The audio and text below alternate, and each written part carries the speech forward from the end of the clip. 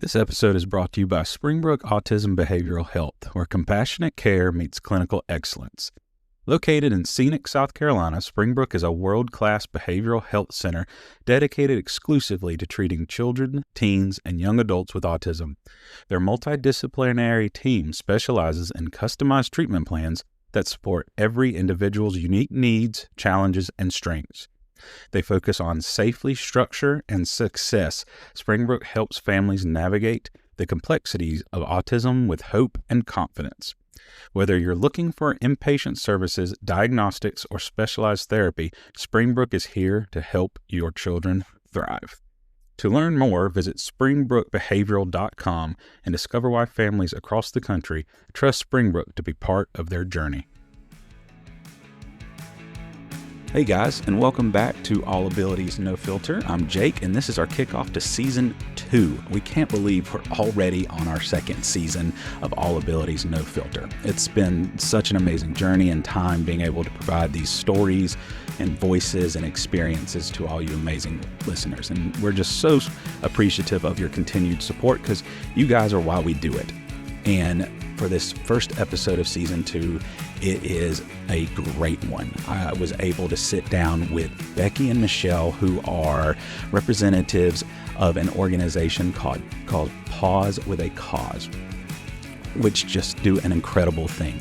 They provide trained service dogs to individuals and families that benefit from that amazing service. They take us through their entire process of the training, of the making sure it's a great fit with the family, but they also share the amazing things that they've seen these animals be able to do for these families and individuals, where individuals are able to do things that they never thought they were able to do. But they also provide and answer a lot of questions that you might have about how to acquire a certain service animal and what boxes you should check off before acquiring the animal, and just telling some pretty superhero things that these dogs are able to do. And it was such a fun conversation. So just sit back, relax, and enjoy this great conversation with some amazing people doing some amazing things. Thanks, guys. And welcome back, guys, to All Abilities No Filter. I'm Jake, and I'm so excited for you guys to be with us for the start of our brand new season, Season 2. First season was like I said, it was our first season. So it was a learning experience. I think we got our feet underneath us by the midway point, and the conversations, the stories. I encourage anybody that hasn't checked out Season 1, please go check that out. We got to meet some amazing people, amazing organizations, and I think the information is really incredible for all of our listeners, parents, teachers, advocates, therapists. We try to cover it all. And as you kind of heard from our intro for this episode, we're kicking off Season 2 with something I have been super excited about, and I think will be something all of our listeners just love to talk about, because guess what, guys? Everybody loves puppies, everybody's loved dogs, and we love hearing how they're just helping everyone they come in contact with.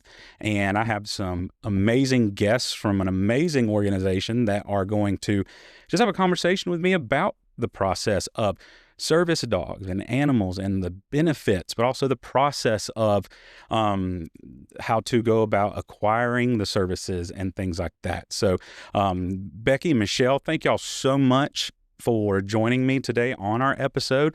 If you don't mind, just let our listeners know your story, what you're all about, and especially what your organization is about also.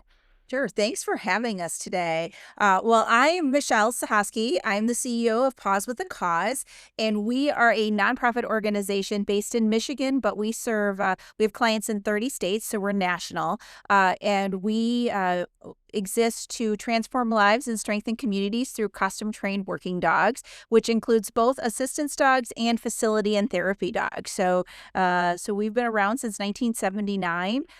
I personally have not been around since 1979 at Paws, but have been blessed to be with the organization for the past 7 years. And I have always seen the power of how dogs make a difference in people's lives. Whether you see that in a hospital setting, or even for me, one of my best friends in college had an assistance dog, and how an assistance dog really can reduce barriers and help people live independent lives and thrive. So it's been really exciting to be able to talk today a little bit with your listeners about what these dogs can do. Fantastic. Let's see. So, and I can Becky, introduce myself. I'm Becky. please. I'm our Chief Programs Officer. I haven't been here since the conception of Paws, but I've been here for a long time. So I've spent 30 years with Paws, starting out as a trainer and working my way through. Have a lot of compassion about working with dogs that are specially trained to assist individuals of different needs.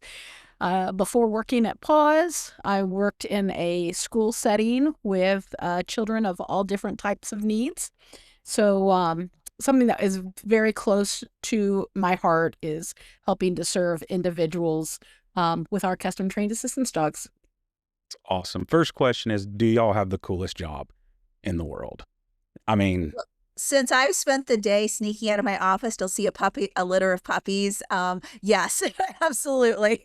I'm so jealous because it is. I've worked with different organizations, kind of similar, and it's when they are around the dogs, around the puppies. I mean, it really is just the emotional support they provide, not just to who they're servicing, but anybody around them. It's quite amazing. So you said you're kind of located or spread out or serving over 30 different states. Yeah, And that's awesome. But y'all are based out of Michigan, is that correct? that is correct. Yes. Okay. We do all of our training here in Michigan, but we have foster puppy raisers around the country who start our puppies out. But then we actually bring clients in, and we bring them into our program. But then one of the things that makes our program really unique than a lot of assistance dog organizations is that when we're ready to place the dog with the client, we actually place it in their home, which allows us to serve people outside of just a really close radius to where we live. And so we'll actually bring the dog to South Carolina, and you will have a field representative trainer of ours that is in your area that will serve you and help support that team. So it allows us to be able to have clients beyond just a really small geographic region. Awesome. What type of clientele do you typically see when you're trying to match dogs? So as listeners know, what I typically do on a day-to-day basis is I specialize and work with individuals with autism and everywhere on the spectrum that you can kind of think of. That's what I specialize in. That's what I do. What kind of clientele do you see? Because a lot of people think when they see a service animal around somebody, they typically go to a mental or intellectual disability or some type of physical limitation. But I know they can serve so many different types of populations. So we have several different programs. So we train our assistance dogs to meet the needs of an individual that has a physical disability. So that is a very, very wide umbrella. So it could be an individual with multiple sclerosis, muscular dystrophy, a spinal cord injury, Parkinson's disease. So lots of different physical disabilities are served under that category. We work with dogs that are trained to assist an individual with epileptic seizures. We have our hearing dogs that are trained to alert an individual that is hearing impaired or deaf. We have our autism program that specifically focuses on children, meeting their needs for an assistance dog to mitigate their disability. And then we have a brand new program for medical assistance or medical alert, which will be doing type 1 diabetes and POTS early detection. Then we have another one of our programs, which is our facility dog program. That program is training. It's the one dog that will help many people versus the assistance dogs, which is one dog helping one person. Our facility dogs are trained and placed in schools, hospitals, police departments, or other first responders that are going to use that dog in a crisis scenario. They work with that dog in a hospital, specifically with some of the patients that are there going through physical therapy, occupational therapy, rec therapy, and sometimes just there to help brighten those individuals' days. Yeah, and I think those are the specific things we do. So when you talk about the umbrella of assistance dogs, that is a general term. And so in the United States, it is under the Americans with Disabilities Act that where people get that definition. So an assistance dog is a dog that has been specifically task trained for an individual with a disability to mitigate that disability.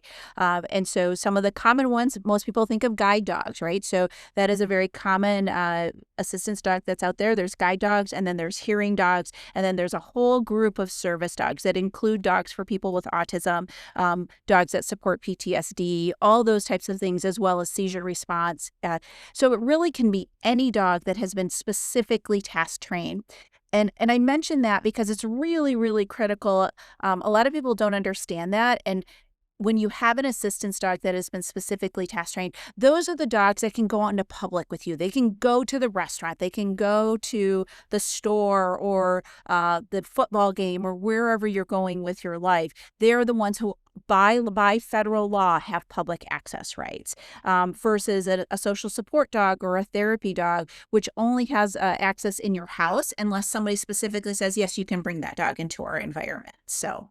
Yeah, that's a big question a lot of people have is what's the difference between, like I said, a service animal and a therapy animal. And I have a dog named Cooper who is a registered therapy dog. So he comes to work with me every day. He gets to spends one-on-one time with the kids, love it, but he's not a service animal. I cannot bring him on a plane. And I let people know, because I took him through the training that it took to get his certification, and it is nothing compared to what an actual service registered animal kind of goes through. And if you can kind of speak on that, what type of training, and I would love to know, because I've always been so amazed by how they detect certain things to warn of seizures or low blood sugar, or because I've had friends and other people that I know that have those types of service animals, and just out of the blue, they're tapping on the back of their leg, they're whimpering or whatever it is to let them know to sit down. And my mind is blown. I'm like, is your dog reading your mind? Is it just a super dog? What's happening? What types of All training? dogs are super dogs. Oh, So, they are. And I'm like, this is well, like, what is this? I would love yeah, to and I'll know let how Becky that talk a little happens. bit about that experience because she's trained. But I will Yeah. say that if somebody is looking, it is really important that they're talking to programs that first and foremost they should look for a program that's accredited either by Assistance Dogs International or the International Guide Dog Federation. It is how you can ensure that you're getting a dog that has been trained really well, that they're really thoughtful about the disabilities that they're serving, and providing that support for that team. And so any of the listeners can look at Assistance Dogs International and find organizations that serve in their area. I just mentioned that because it is so critical that you have a dog, as you said. I mean, they're amazing. These assistance dogs are amazing, and you really want one that has been trained to serve the people that they're with. And I'll let Becky maybe talk a little bit from, like, especially the autism families, how they get it, what we do when we match and then train that dog. It's fascinating. I agree. Yeah. So, again, so this will be specifically based on Paws with a Cause, and there's always going to be some variations. But if you're going with an organization that has been accredited by Assistance Dogs International or IDGF, it's going to be somewhat similar. And for us, we purposely breed our dogs. So it starts even before that dog is born in looking at the parents of the litter to make sure they have the traits that an assistance dog is needed so that they can pass those on to their offspring. We then, once that dog is born, we do early development for its first 8 weeks, just some early socialization in that whelping home, we call it. They then go to a foster home where a raiser will keep them for about 12 to 14 months. And they're doing that basic socialization. So they're going to get that dog used to and comfortable riding in vehicles, going to a mall, being comfortable riding in an elevator, knowing how to walk up and down stairs, going into a restaurant or a grocery store. So they're going to get that dog looking and seeing and being aware of all of those different type of environments it might work in as an adult and be comfortable and confident in those environments. Our program then has a great program where we send our dogs for an additional 6 months into a prison program. It not only serves us, but it also really helps those inmate handlers that are working with that dog. So they have a lot of dedicated time to work on some really advanced obedience skills for those dogs and really fine tune that obedience so that our trainers don't have to work on that once they come into training. It also gives them a purpose. They have shown that these programs reduce recidivism rate.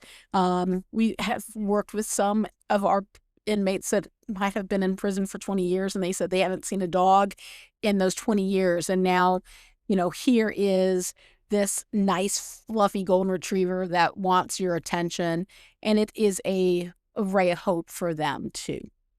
Our dogs eventually come back. Once they enter our training, we then are going to test our dogs. Dogs, like humans, have things that they are good at. So is this dog going to be really good as that service dog? Is it going to be a really good autism assistance dog, which means that it really is attracted to children and wants to be around them?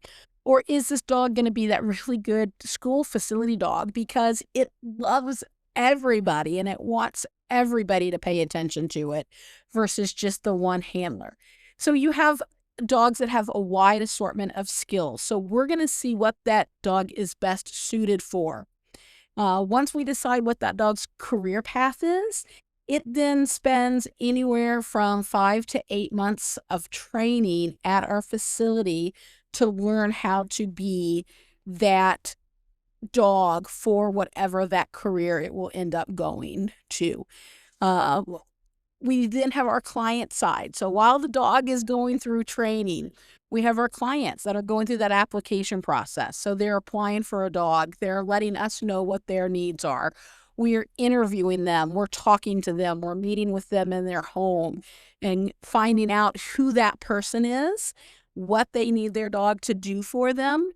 And then we have that matchmaker point where we've got to say, okay, what is our best match between dog and individual or dog and facility, so group?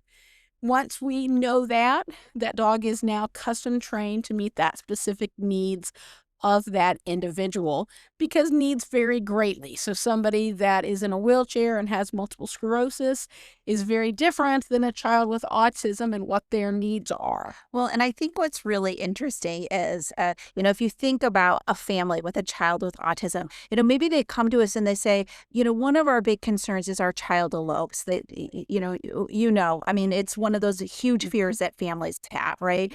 And they come to us and say, can the dog help with this? What does this look like? And then we're going to find out, what are the triggers? Are there things that are happening that where the child is more likely to elope or not? Are there certain situations? We're going to ask all those questions. We're going to talk with those families. And that's what a service dog organization is going to do, is they're going to really find out what that means. And then when we found that dog, you asked, like, how do we train the dog? Are they magical? Yeah, we're going to start replicating those things for that family, right? So we're going to say, okay, this family has seen this problem when they've been in grocery stores. So we're going to start that dog on our training site. I mean, we're going to start in the classroom setting where there's all the and we're going to say, okay, when the child takes a step away, the dog is going to be taught to do something else. And so in the case of eloping, our dogs actually wear a special cape for our children with autism program. And so the child has a leash and the parent actually has the leash. And so if the child moves away from the dog is taught actually to stand still and give a signal to the parent that something is going on. So the parent knows that something is happening, and then they can react to, oh my gosh, the child is moving the other direction, and bring them back to the situation. So, but we're going to find out all those things, and then we're going to start building that training. So I think it's really fun to watch a trainer start from day one, right? You sit there and you've got this big bundle of energy, a big golden retriever, and they're goofy and they're happy and their tail is wagging, and then starting with just that bonding process of getting them to start connecting with somebody and learning how to snuggle with that child. So we actually bring out toys. We have a dog for a child with autism, and she loves dressing her dog up. So we actually practice dressing that dog up before it went to the client, right? So that they're used to that environment and they know how to react. So eloping is a big one. A lot of times we have families that come to us and say, my child maybe has some more OCD types of symptoms where they're, maybe they're picking at their fingernails or whatever it is, and then to be able to teach the dog to respond to that and actually interrupt that behavior. So those are just a couple of small examples, but then we're going to actually look at and replicate that in our space and then go out in public and do it in a variety of different places. So the dog just gets really intuitive of like, when this is happening, this is my cue to do this next task. So parents can actually like tell you guys behaviors they see out of their child, and you guys can kind of modify or incorporate training to the dogs to address that certain behavior in that they're seeing in their kid. Wow, that's amazing. One of the other really big ones that I know many of our kids, it's probably one of our most requested, alongside the elopement, is deep pressure therapy. So we know that, there's some great benefit from, having that deep pressure where we get families that go, giving my child a hug really will help calm him down, help soothe him. So we teach the dogs to do that. So, and not only do we teach the deep pressure, we're going to talk with the family and go, okay, what do you think your child is going to benefit best from? So it could literally be a chin across the thigh, because that is what the child wants, or it could be the dog's rib cage across both of their legs or across their chest. We had one child who, one of my favorite stories is that to go to the dentist, he had to be highly medicated to be able to go through that dental procedure, just a cleaning. He couldn't handle it. So his dog was taught a full body deep pressure. So he would go in he had his dog, he went to his dentist, and they tried it, and they were able to, with the dog laying on top of him during the dental cleaning, was able to get through that whole exam unmedicated. The dog did everything that those medications were doing in helping to soothe this young boy and be able to get through that procedure. So just the fact that, the dog was able to provide that level of comfort and confidence it's just unbelievable. And some of the changes that we can see in the children learning how to self-soothe and how to cope with some environments that might have been traumatizing to them. Parents who say that they can sleep through the night. Yeah. I mean, man, for any changes your that's amazing. life. I know. That is amazing. changes your life. I'll never forget. I had my first year teaching in my first classroom. I had a young girl who had a service animal, and during certain days, the animal was allowed to come into the classroom and spend the day with her because they were working still on building that. And that deep pressure was super interesting because I remember one day we're outside and they're coming, and she started to have just one of her crisis moments, and we weren't ever really sure what triggers them. But I remember her mother came with us that day, and she told her to lay down.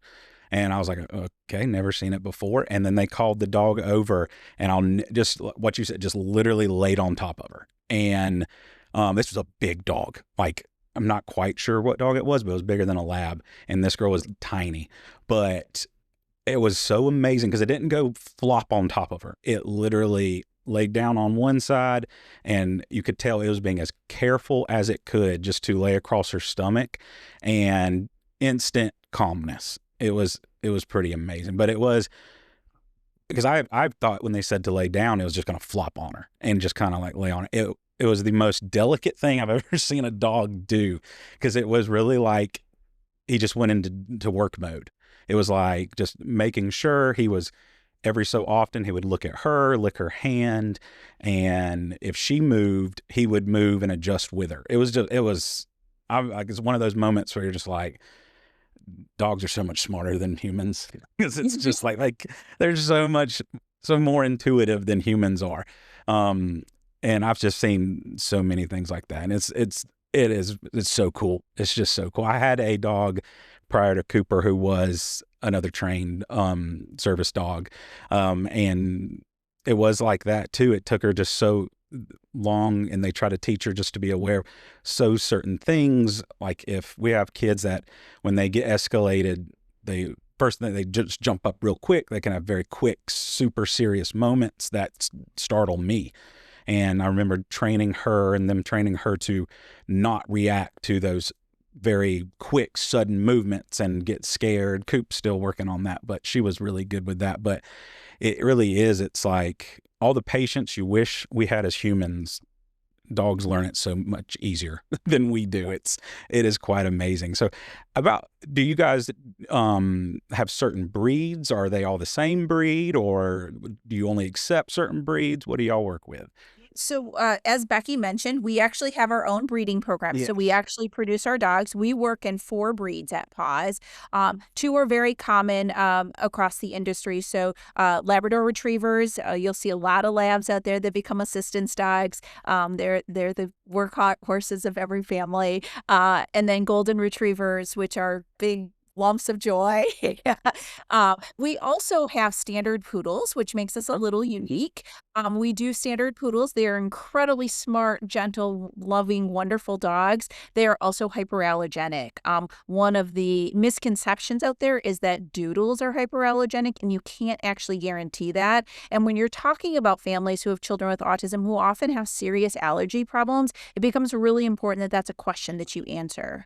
And then we also have a small breed that we work with. We don't tend to place them with children with autism, but we do them as hearing dogs, and we'll do them with medical alert, which are Papillons, which are a little toy breed that's about 10 pounds. So That's awesome. I know, because I know a lot of, is there an option, and parents ask me this, that they have a dog and they feel like they would be a wonderful service dog. Have y'all ever heard of, or there are options where parents can get their dog certified as a actual service dog? there are a few programs that Yeah. do that. Okay. So there are a couple of ADI accredited organizations that will help an individual work with their own dog. But there is also a lot of private trainers that they might be able to find in their area. So one thing with the ADA, it says a dog that is trained to mitigate that disability. So it doesn't say who has to train that dog, though. And you had mentioned certification. Under the ADA, there is no certification requirement. So under ADI, Assistance Dogs International, who is our accrediting body, we have a certification that says like you've completed the Paws with a Cause program. But just to have a assistance animal under the ADA, there is actually not a certification requirement, as long as that dog is trained to perform a task that mitigates that individual's disability. So that dog could be agency trained, such as a dog from Paws. It could be trained by a private trainer, so somebody that is local to them that might have that knowledge. And if they have a background and they know how to train their dog, they actually would be able to train their dog themselves. Yeah, you know what? I think the one caution that I would give to families, if you have a dog, that when you go and talk to the trainer, that you're really open if the trainer doesn't see what you see. I think we all see the best in our dogs. And so being really honest and being able to say, hey, this dog maybe isn't suited to being a service dog, because I think you can teach a dog to pick something up or, all of those skills, but it's the underlying temperament of being able to react interact in different environments that become a really limiting factor for a lot of dogs, right? So, so I think it's really being open to saying, okay, if I'm looking for an assistance dog that's going to have public access, is my dog really going to be able to do that? Is that fair to ask my dog? Is that fair to ask my family? And a trainer can help you assess that. So being really open to that conversation, because it may go really well and it might be like, yeah, you're right, this is the perfect dog, but it may be this dog really maybe doesn't have something that makes them suitable for the work. The other thing that I would caution is, and maybe not so much of a big deal if you have a dog for a person with autism, because the physical tasks are a little different. But if you're talking about a dog who's working with somebody who maybe uses a wheelchair or for counterbalance or something that's requiring more physicality, you're going to want to make sure your dog is physically able to do that work. You don't want to harm your dog. So you're going to want to make sure it doesn't have hip dysplasia or elbow dysplasia. Really, because the last thing you want to do with your amazing dog is put it in a situation where it could hurt itself. So Yeah, I had a dad ask me about that, and they had an Irish Wolfhound, which is a horse, and they thought that would be a great one. And my completely unprofessional opinion, I told him, I was like, that dog is going to be half the size of your child and bigger for the longest time. And then he did what you guys said, but they said exactly what you said. That dog is very, with the hip dysplasia can happen. The long legs can have issues when doing things. So it is, not every dog is built to be one. Cooper, my dog, everyone says, oh, you should get him certified in this so he can go on planes and do this. He is an amazing dog, just greatest temperament, everything. But I can, just being around him all the time, I know putting him through that amount of training and having that amount of expectations, he doesn't have the personality for it. It's just, and you're right, you have to, not every dog's built for it. And it's just, that's why I love what you guys do by breeding them and raising them for that amazing purpose. And I tell parents, it's like, that's, in my opinion, that's what you should look for, because these people know their dog. They can tell you what tasks and things. Thanks. Well, and even like with us, like not every dog we breed is going to go out as an assistance dog. It's going to go and do whatever is best for that dog. But sometimes we breed dogs and its best thing that it wants to go do is go and find some drugs with the police department, right? They just have a little bit too much energy for our program, a little bit too active.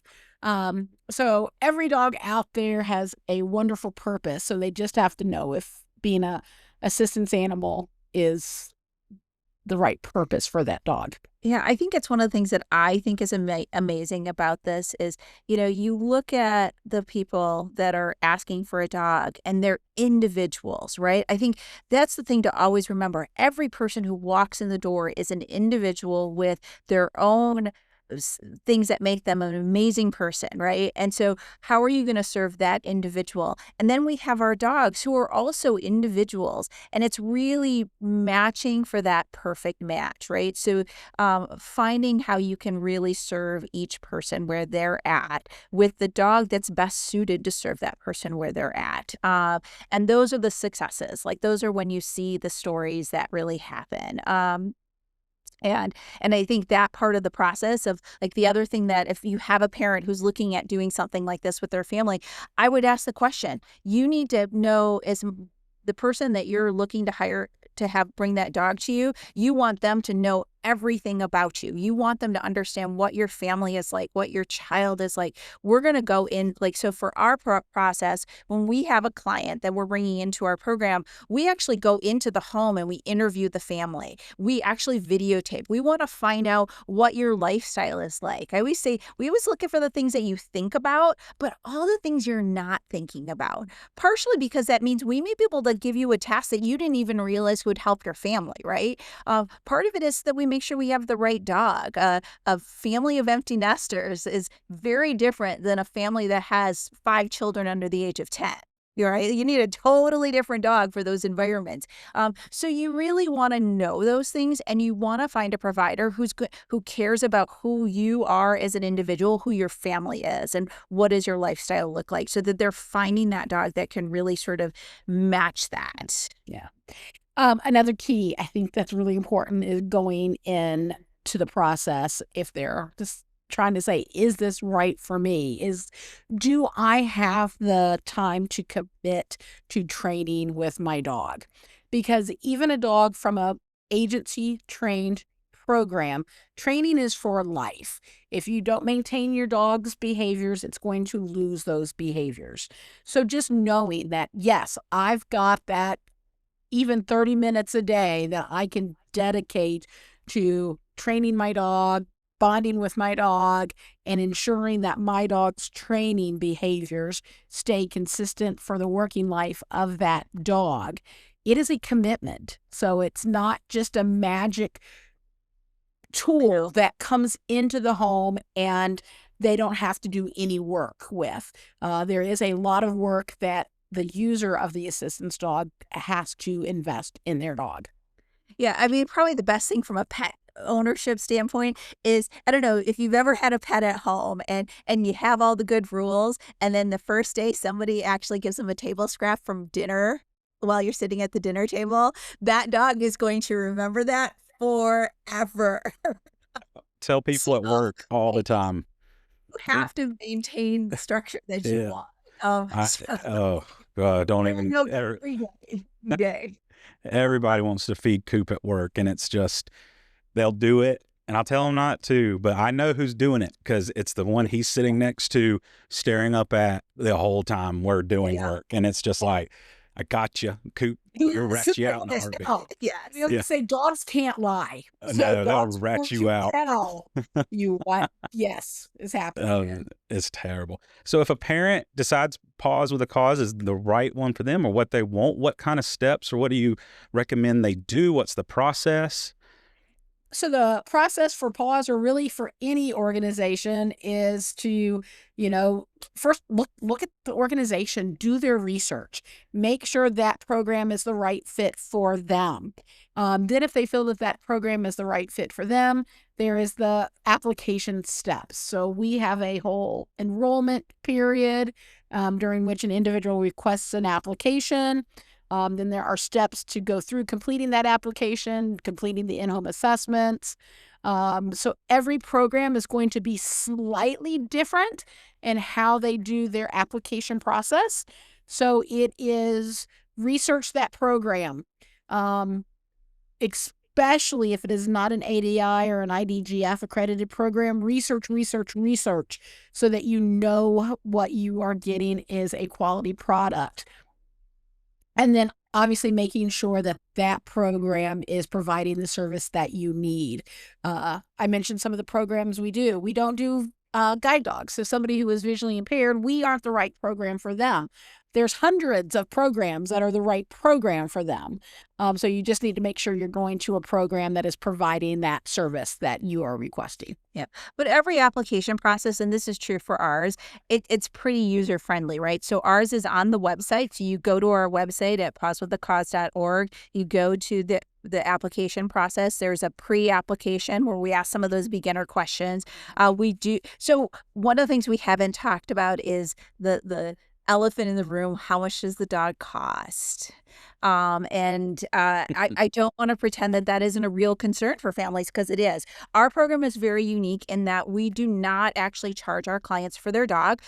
We have a small application fee. It is $50 to apply, but otherwise there is no cost until you actually have the dog. And then obviously you pay for food and vet care and all of that. And even saying that, I mean, you should be planning $1,500 to $2,000 a year for the care of that dog, right? So, but most programs are going to charge something, right? And it could be anywhere from $2,500 to $20,000. So you need to know how much it costs for you to even get that dog to start that process. So, like I said, we're very unique in that we are funded by an amazing donor community that helps make this possible, so that we can go out there and provide our dogs at no cost to our clients. And so you pay that application fee, you start the application. If you get accepted in for a full application, we're going to get medical records. We're going to find out from your doctors what your condition is, what does it look like. Like I said, we're actually going to send our field rep in your home. We're going to do interviews with you. We're going to videotape. We're going to ask you what you think the dog can do for you. And then we're also going to help you tease that out, because you may have things that a dog can't do. If you want the dog to fold your clothes, the dog's not going to be able to fold your clothes. They do not have opposable thumbs. But you may find that the dog can do things you never realized. We have a family who has a young son with autism, and one of the things they always struggled with is at the end of the evening, like getting him to brush his teeth and do all of those things. And through the tasks that we've been able to work on, they have been able to work through that, because now part of the assignment is that the dog gets his teeth brushed, and so he gets to help the dog brush his teeth, and then he needs to brush his teeth. So it becomes this whole family experience. So we can do things that maybe you didn't even realize the dog could be part of the process with. So we're going to walk through all of those things. Then we're going to find the dog. And then once you get the dog, as Becky said, that's when the real work starts, because we're going to start training you to work with your dog. And that's where the rubber meets the road. So Amazing.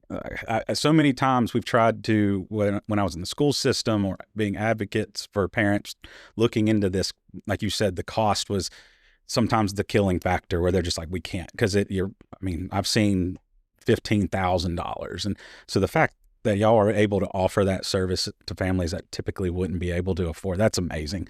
And that just offers so many pathways for kids, and adults too, because again, it's just, I've seen situations where I know this kid would not be graduating if it wasn't for that dog that came to school with him almost every day, or he's drawing pictures of every single day, or when he comes into my class, that's the first thing he tells me is what Spot did the day before, and just it showed he could have friends, or not every situation is terrifying, or he's not weird. He's now the cool kid with the awesome dog. And the fact that y'all can provide that for just so many people is amazing.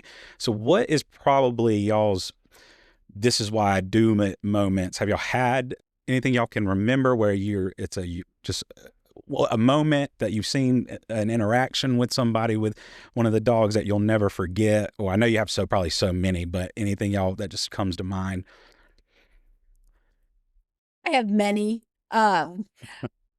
Early on in our autism program, I will tell you about an experience we had. So I was at the mall with the mother and the child, and we went to a gaming store. And I guess from what Mom said, that this could be an area that would quickly get the child over threshold and could get the child upset rather easily if he didn't find exactly what he was looking for almost instantaneously.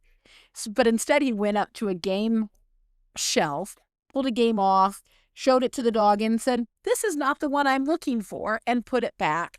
Pulled another one off, showed it to the dog, and he did that about 4 or 5 times till eventually he got to the one and went, "Look, this is the one we want." And he gave it to his mother, and they proceeded up and purchased it. And the next thing I know, the mom is running out of the store crying her eyes out. And I'm like, what just happened? This just went wonderful. What happened? And so I went up to try to comfort the mom, and it was tears of joy.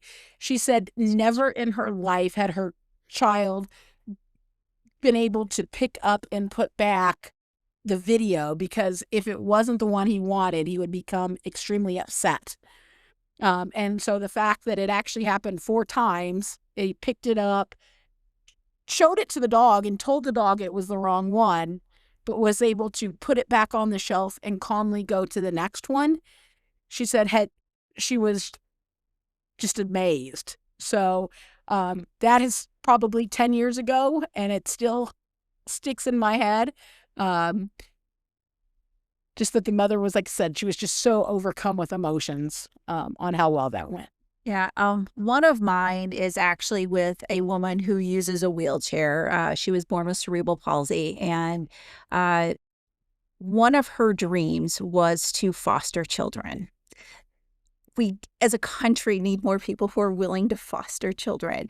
And she wants to do this. And her wheelchair use and her disability was becoming a barrier to her be able to do that. The government was like, we're not sure, blah, blah, blah. And so she applied for a service dog. And I remember the day she sent us the picture of the 3 kids she were fostering, and they were getting their adoption ceremony at the courthouse.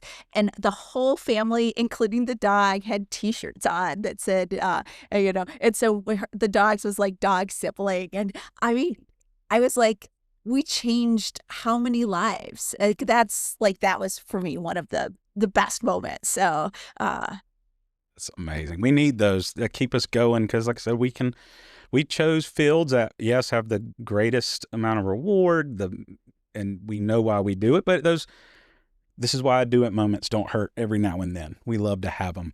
But Michelle, Becky, thank y'all so much for coming on to here. Like I said, this is one I've been dying to have because it's just these creatures that come into our lives.